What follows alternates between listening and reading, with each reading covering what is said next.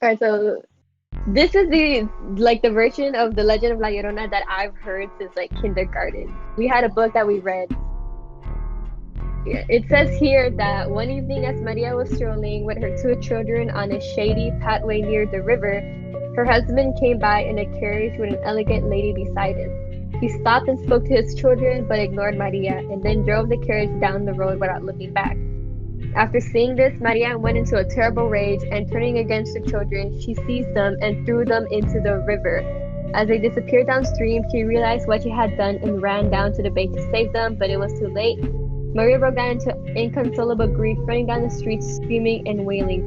The beautiful La Llorona mourned them day and night. During this time, she would not eat and walked along the river in her white gown, searching for her boys, hoping they would come back to her.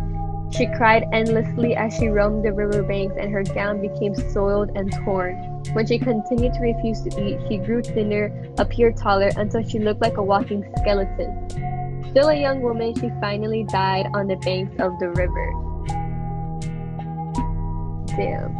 And I also heard she used to be also really kind, but she was also really arrogant because since everybody told her how she was the most beautiful in her village, which is why she went to look for a wealthy man, and he ended up leaving her. Where is La Llorona spotted? So La Llorona is seen all around Southwest North America, and it's said that she has been spotted since the days of the conquistadores. So, and she can also be seen mostly roaming rivers or like creeks because that's where she drowned her children. And there has Alright. been some sightings in Texas. Alright. Who does she look for and why? She mainly looks for kids that are alone out at night, and she looks for them well to like drown them because that's kind of her purpose. But she has also been seen, like just going for anyone that she sees. Alright, so how many versions of her story are there? I don't know how many there are, but I'm familiar with two. The one that I grew up with was the one that I told about, wherever when her husband came in a carriage with another woman and it said goodbye to his kids and then left Maria. But there's also another legend saying that she was actually like a really kind-hearted and nice woman, and who was full of life. But when she married a wealthy man, she got like a bunch of gifts and attention, and she liked the attention. But then she had the sons, and he started to change, returning to like a life of alcoholism and womanizing. And then he would often leave for months at a time. So he no longer gave her the attention, which made her mad. And that's why she drowned the boys. Alright, and what is her purpose of still being around? The legend says that in order to go to heaven and leave Earth, she has to find the bodies of her two children, which is why she confuses like other kids, or some say she confuses other kids for her sons, but other people say that she's trying to like trick the god to let her in, and that's pretty much why she's still around. She has to find the corpse of her kids. Alright, thank you. Add-ons to like the legends that I've heard, this was kind of made like more modernly. It didn't come with like the original legends or whatever, but with more sightings and stuff that came and reportings of her crying and stuff. It was said that if you hear her cries from far away, that means that she's near you, and if you hear her like near you, that means that she's far away, to like try to trick you into like going towards her and stuff, or thinking that you're safe. And another add-on that I've heard about is that she will only lift up her veil from like the white gown that she roams around in. She'll only lift it up to her victims.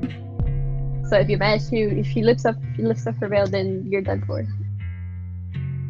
Oh, okay. So like, I swear I saw her because my family and I, we were camping out like closest to a river, but it was also a lake. It was like a river that leads up to it. It was weird. It was stupid. I hated it.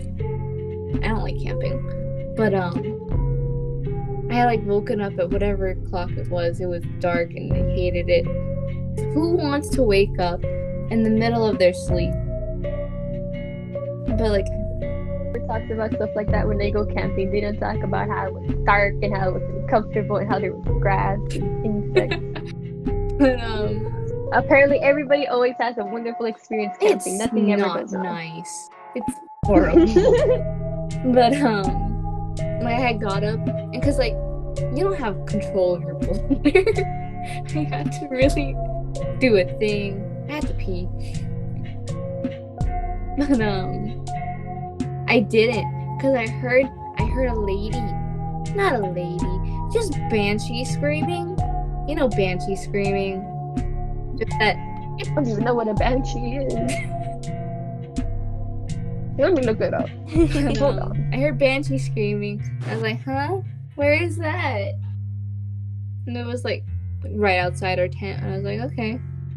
Pretty weird. A banshee isn't that's like a whole nother Paranormal demon thing, creature. yeah. I thought that was an animal. But like I started looking around for it because you know it's a banshee. Of course, I want to look at a banshee.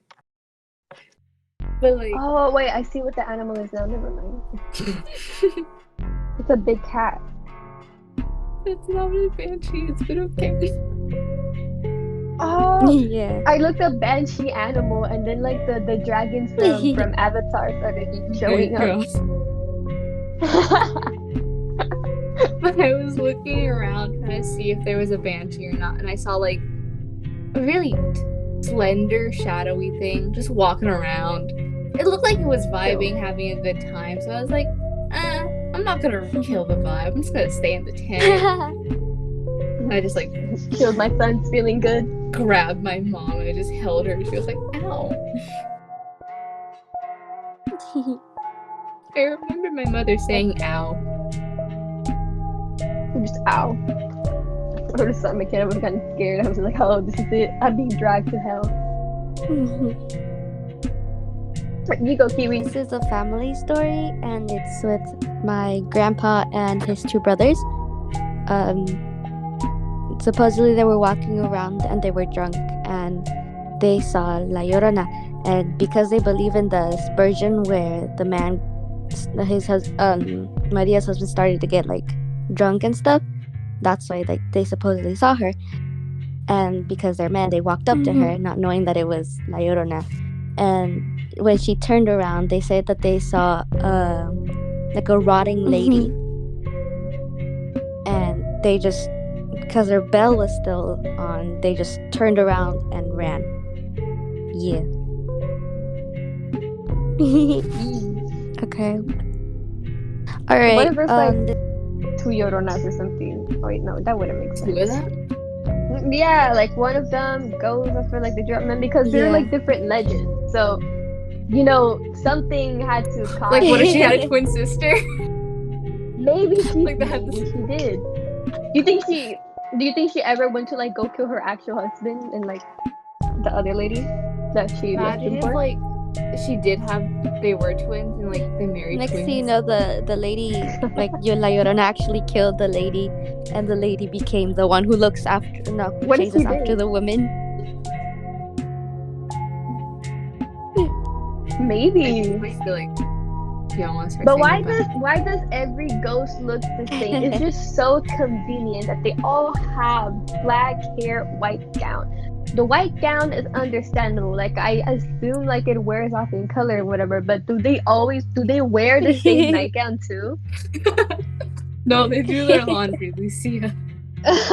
No, but That's what why they I know always it's be a ghost. smelling fresh. I know it's a ghost. You know what I'm saying? But is it always like it's the same nightgown? Every ghost wears the same nightgown. It's always just like a white long dress. La Llorona just happens to have a veil. Wait, there was something I heard about why she wears the nightgown. I think this is another legend actually. It's the She always trying to get married. No, it says La Llorona, also named Maria, was born to a peasant family in a humble village. Her startling beauty captured the attention of both the rich and the poor men of the area.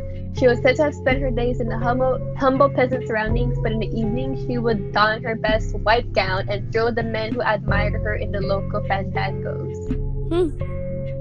So she always wore the nightgown. Alright. Nope, there's many White gown. versions of her then. That's kind of weird. Yes, but in the end, they all lead to the same thing, that she is like a distressed, dead woman who drowned her kids. They just But she have... kind of scary. That's what I'm saying. I believe she's real. Wholeheartedly. I really do believe she's real. Yeah. I mean, I don't know why I wouldn't. You know. Like, I've never met anybody who does not believe in, like, you know.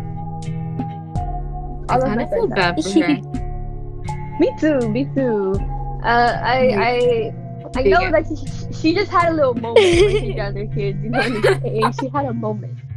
But I mean, her husband just, but to be fair, she only went for him because he was good looking and wealthy. Bye bye. Okay, bye. We're gonna do another one in a couple weeks or something. Alright, adios.